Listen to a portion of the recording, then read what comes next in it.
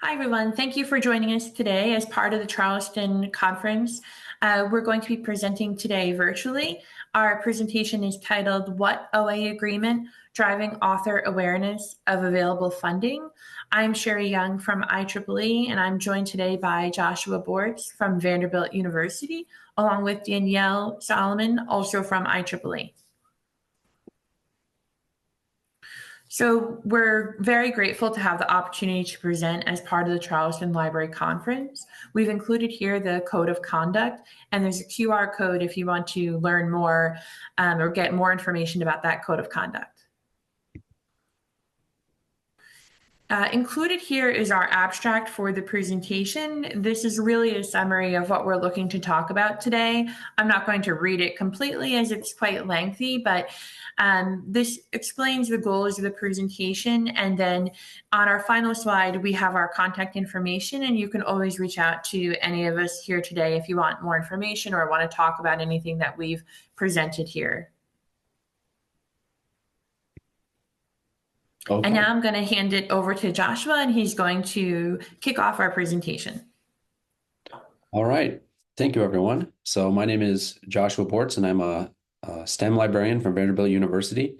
And today I'm going to be talking about our university's investment in open access deals with several publishers and sort of how we get word out to faculty about these new deals. Just to open up, I'll describe Vanderbilt University a little bit. So it's a Carnegie R1 research university. We have about 1,800 faculty, 7,000 undergrads, 6,000 grad students. We have several different colleges and 9 libraries. So I work in the science and engineering library, but all of us are being encouraged to invest in open access deals at different levels. And this was encouraged by our new university librarian, John Shaw, who arrived in July 2022. And he identified transformative agreements as an early strategic priority, since the faculty were spending a lot of money on APCs, and it was potentially going to be required that federally funded research be published open access.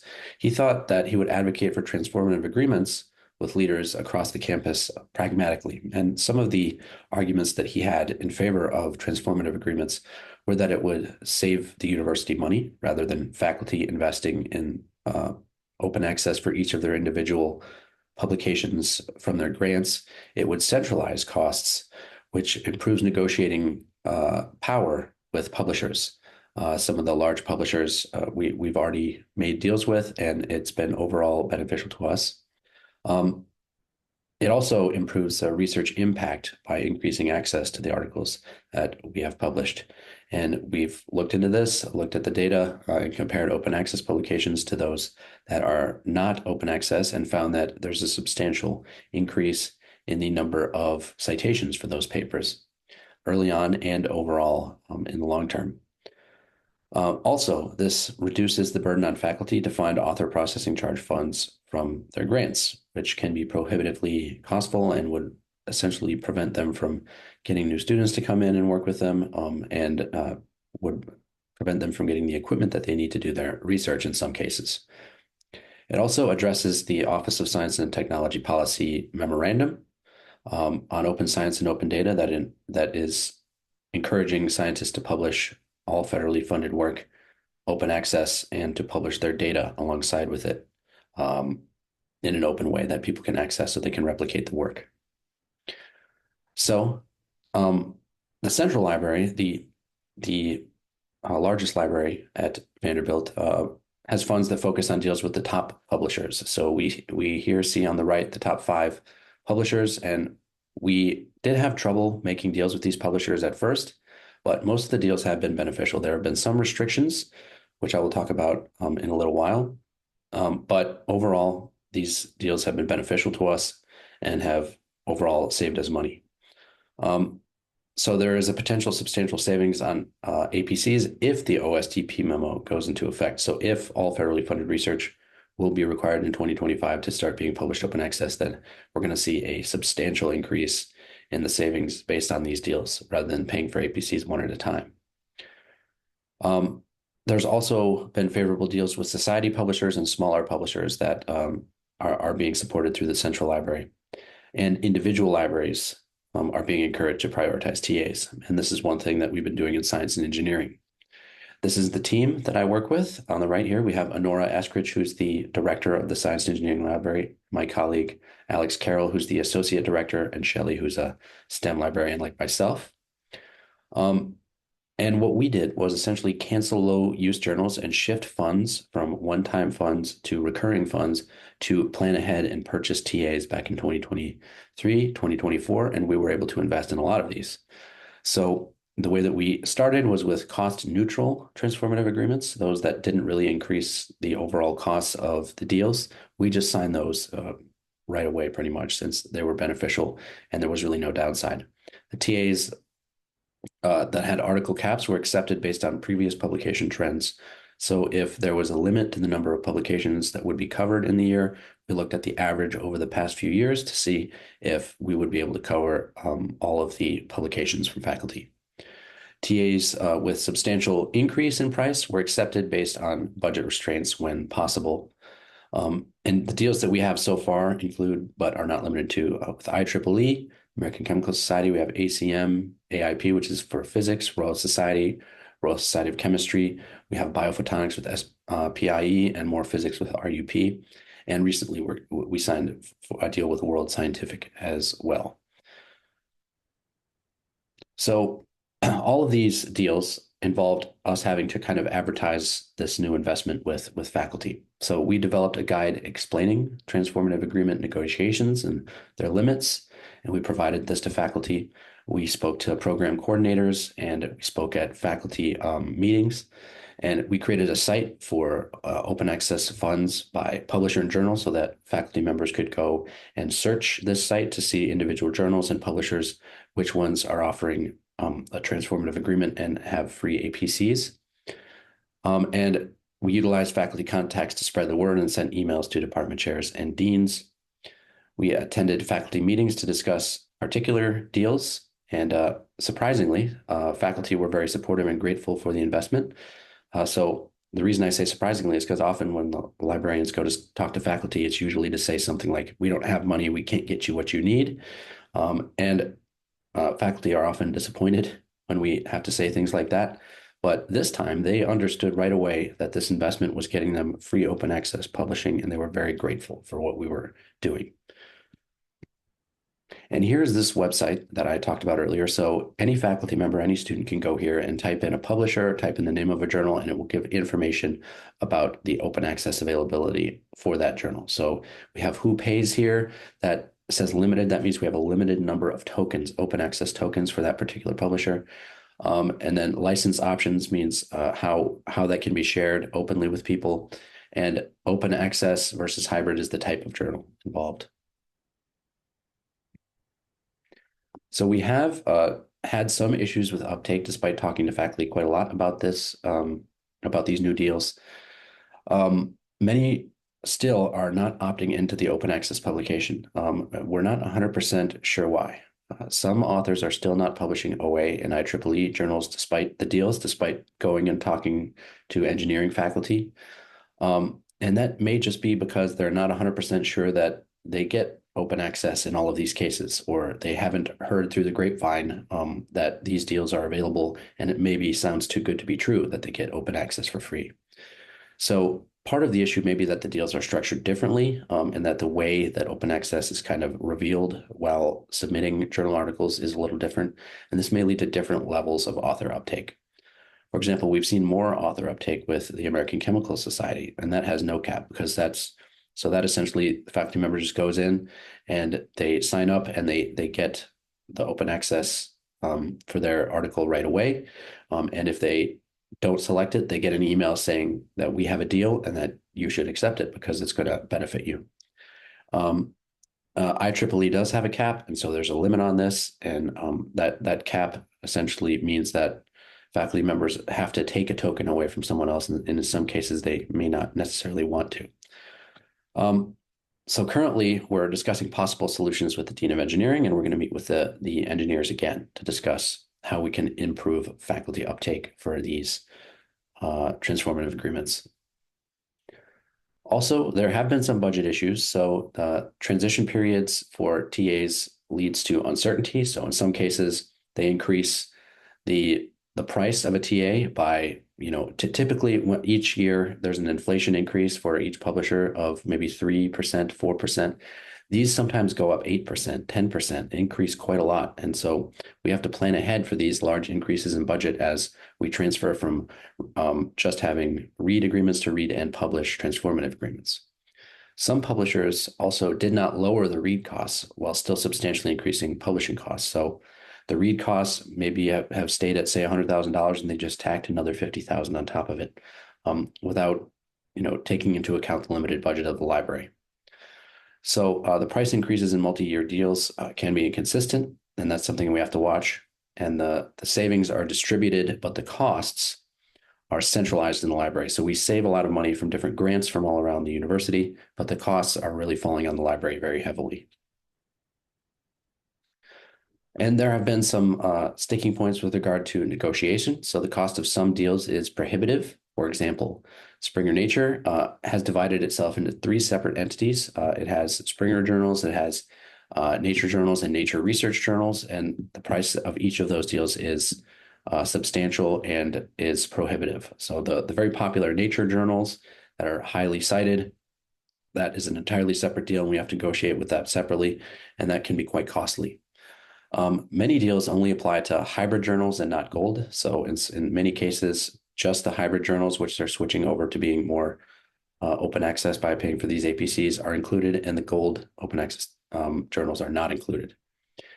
Also, if faculty miss the APC that first time around and they turn it down, when the article is published, they don't get to retroactively go back and make it open access later. So once they miss it, and it's not taken up.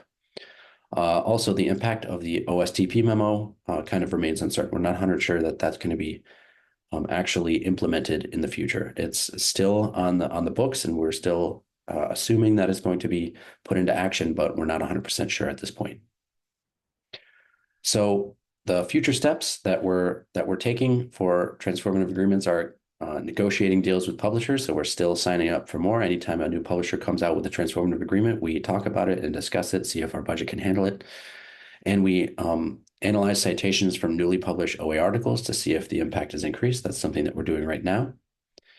And we compare the overall new costs to APC savings of TAs so far, and discuss publication issues, frustrations, and needs with faculty. So if they have issues getting the TA to work or knowing that we have a TA with a certain journal, we try to improve access and the knowledge base for those faculty so that they can do so more easily.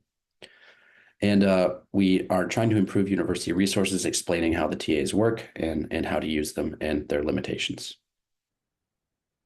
So that is all I had for you today. And now we're going to shift over to having Sherry Young from IEEE discuss her experiences with transformative agreements. Sure. Thank you, Joshua. So I'm Sherry Young. I'm Senior Product Manager of Publishing Products at IEEE. And I'm going to talk to you today about the author workflow and how that can help optimize uptake of APCs with authors that are part of an agreement.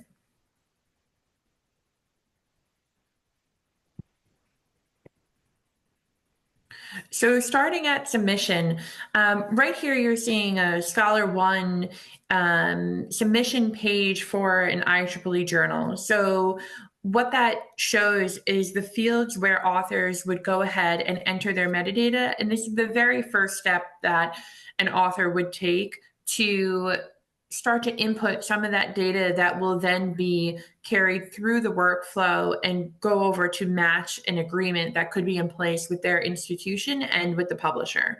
So they enter their title, their abstract, their affiliation, their co-author's affiliation, and their co-author's email address and contact information.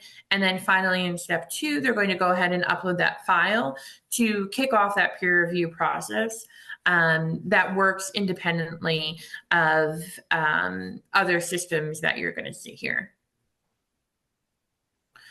So again, the importance of that accurate metadata. So the authors are encouraged to use their institutional email address. I know that some authors tend to use Gmail because they might be changing affiliations, or they might be with one employer and then one university, or they could be graduating. They want that continuity. However, when you use the Gmail address as a publisher, we have a more difficult time matching that article to an existing transformative agreement because it's not showing their affiliation. So the two data points that can help to match will be that email domain along with a Ringgold ID. So on the right-hand side, this is showing the Ringgold integration that is part of Scholar One. When an author goes and starts to type their affiliation, we've used IEEE as the example here, but it's just showing you that it will have a type ahead feature, and then it'll pull up that affiliation automatically. And behind the scenes, it is assigning the Ringgold that will then be used to match to an agreement. So here, there's a few steps that take place from my last screen to here. So peer review has been completed, the article has been accepted for publication, and the article has now matched an existing agreement based on those data points that I showed before. So this is an email that that author is going to receive to say, your article has been accepted, and in this case, it's a gold publication, so it's going to be published as OA. And the funding has been covered by, it gives a sample university here, but generally what we're saying is that your funding has been approved by your institution. And this has been completed by matching all those data points to the agreement in RightsLink. So there are times when an author might not be aware, as Joshua mentioned, they might not be aware that an agreement exists or that they're eligible for funding. So in a hybrid publication, if an author has decided to not publish OA, but in our internal systems, we see that that author would have been eligible had they chosen to publish OA in a hybrid title, we send them an email similar to the one that is on the screen here to let them know that, you know, we've identified you as belonging to an institution that has an agreement with IEEE. You may be eligible for funding to cover your OA charges. And really giving them an opportunity and a reminder to say, do you want to take advantage of this funding? Now, ultimately, it is the author's choice. We're not forcing them to publish OA when they're publishing in a hybrid title, but it's just another touch point and another reminder to them to say, you have funding available. Are you sure you don't want to take advantage of it? So in the later part of that workflow, reporting and tracking become very important. So from the institution's perspective, and as Joshua mentioned, the institution wants to make sure that an agreement is being used. We don't want to get into a situation where tokens have been purchased and perhaps authors aren't aware or they aren't being taken advantage of. And so we want to see that APC usage, both from the publisher perspective and the institution's perspective. So reporting can really help that. It can highlight areas where authors aren't aware of an agreement. Are there a handful of articles from authors of a particular department that have all not opted to publish OA, and perhaps the communication hasn't gotten out to them? Or are we seeing that one department is taking off wildly and publishing quite a bit in a certain journal, or with the gold journals, and they're publishing OA and taking advantage of the agreement? And that would show, well, we're doing something right in that area. So for agreements such as IEEE that uses RightsLink for scholarly communications, these scheduled reports can help. Between myself and my colleagues at IEEE, and I'm sure it is very similar for other publishers on the RightsLink platform, we can schedule reports to be automatically sent at set intervals, and that will help to keep the admin informed. And then finally, at the bottom, I'm showing here a token balance alert. It's another way and another tool that we can help make sure that admins are aware of the APC usage. And it can be set at different intervals to remind the institution that, hey, you have maybe 10 APCs remaining, and then maybe 2, and then if it gets down to 0, and just keeping the dialogue going between the publisher and the institution to know where we're at and how things are going with the agreement. So here's my little perfect world man or woman or earth.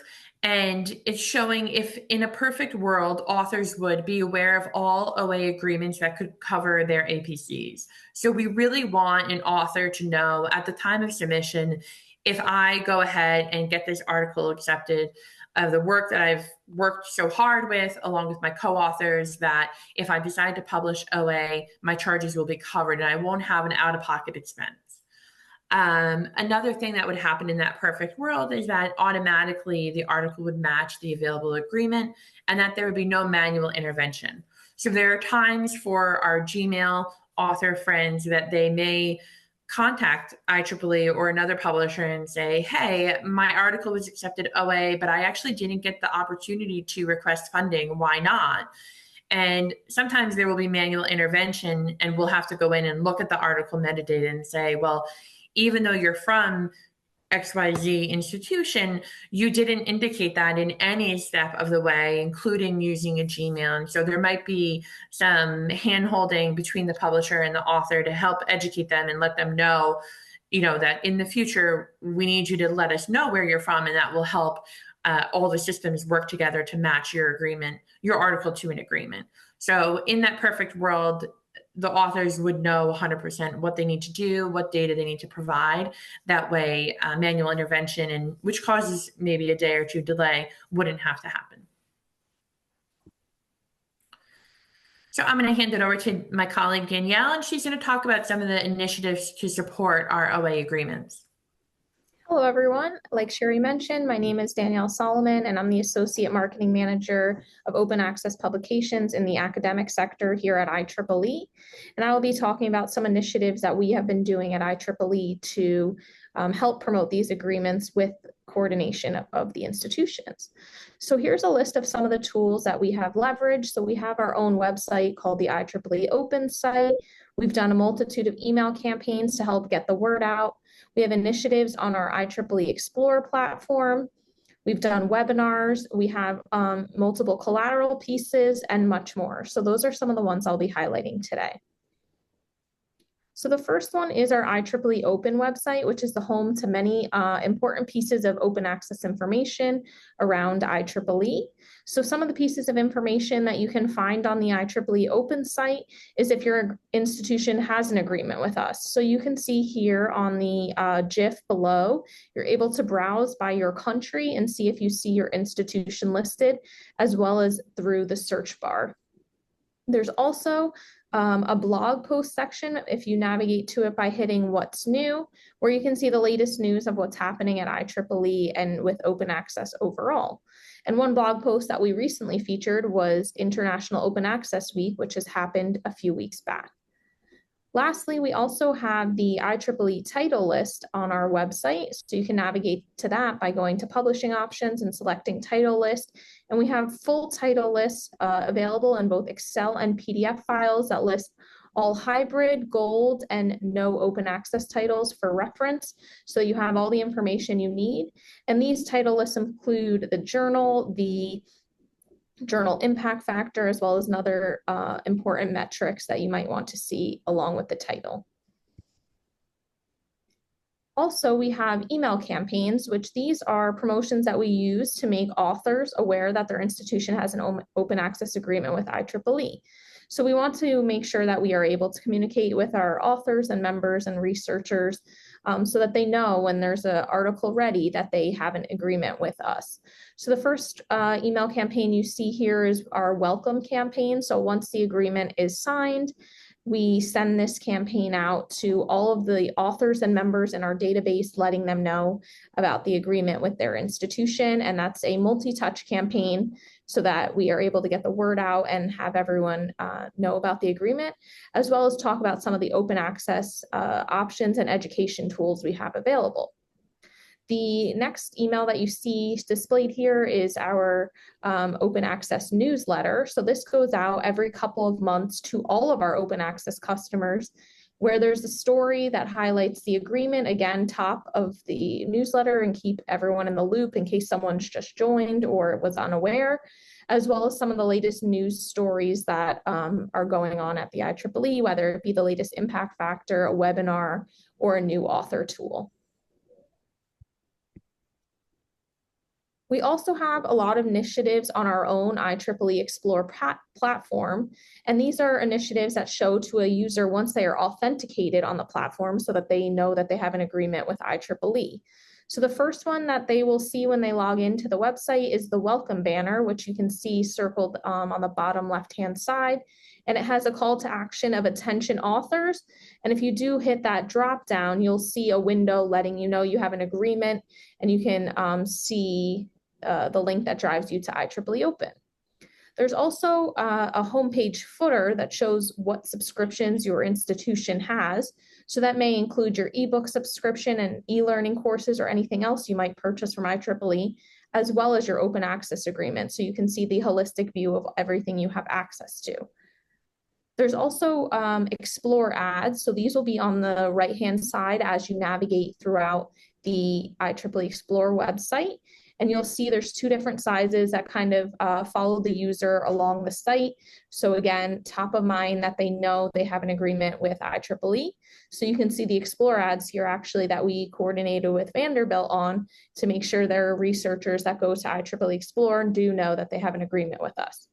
And the last initiative that we have on IEEE Explore is our pop-up ads.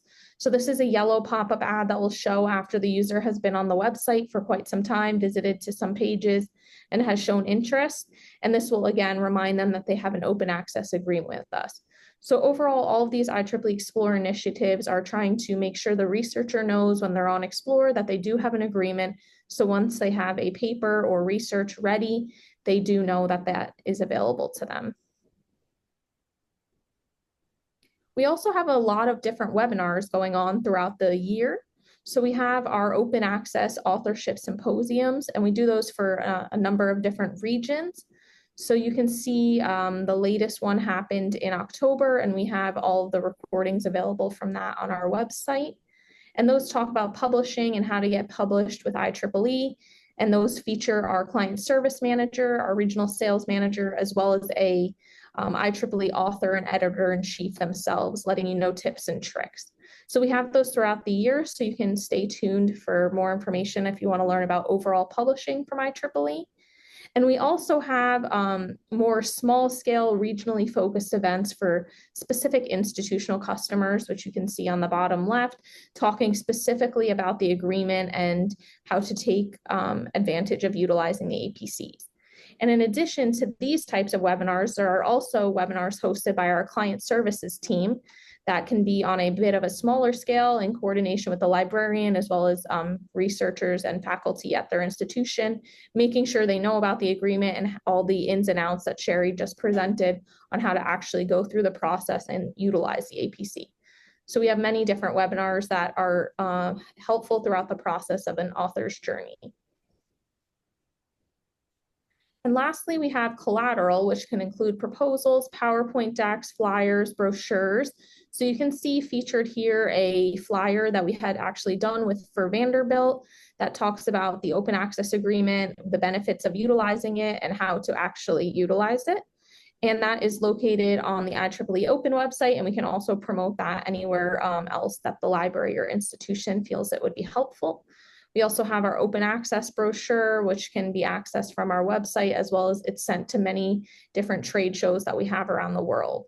So all of these different collateral pieces can be leveraged on our open site, at vendor fairs, lunch and learns, engineering conferences, trade shows, and much more. Again, the overall goal is to just help get the word out so that authors and faculty know that their institution has an agreement with IEEE. And this is our final slide of our presentation. So like Sherry mentioned, you can see our names and email addresses below if you have any questions for us. And thank you again for this opportunity. We hope you found this presentation very helpful. Thank you all.